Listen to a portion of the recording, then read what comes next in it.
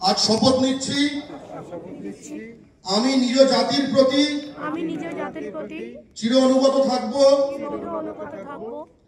এবং প্রিয় মাতৃভূমি পশ্চিমবঙ্গকে সবকিছুর ঊর্ধ্বে স্থান দেব।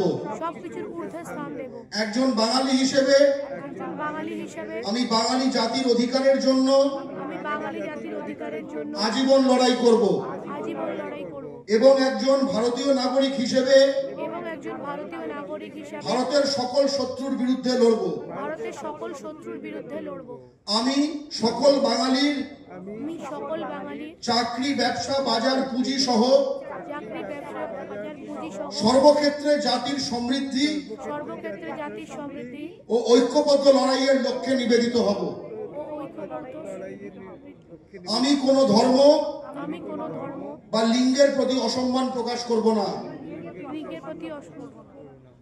যে কোনো পরিস্থিতিতে আমি আমার গ্রাম, শহর, এলাকা, পাড়ায় কোন রকম হানাহানি হলে দল, ধর্ম, বর্ণ না দেখে বাঙালি মাত্রকেই প্রাণ দিয়ে রক্ষা করব। এই আমার বাঙালি জাতীয়তাবাদী অঙ্গীকার। আমি বাঙালি জাতীয়তাবাদের আদর্শে দীক্ষিত হয়ে বাংলা পক্ষের সংবিধান তথা 30 দফা দাবি বাস্তবায়ন ও সাংগঠনিক কাঠামোর প্রতি অনুগত এক সুশৃঙ্খল সৈনিক হবার শপথ নিলাম। বাংলা ও বাঙালির জন্য কল্যাণময় কোনো কিছুর অনিষ্ট করব না। বাঙালি জাতির কল্যাণে সংগঠন থেকে যখন যে কাজ আমার উপর ন্যস্ত করা হবে আমি নিষ্ঠার সঙ্গে সেই দায়িত্ব পালন করব।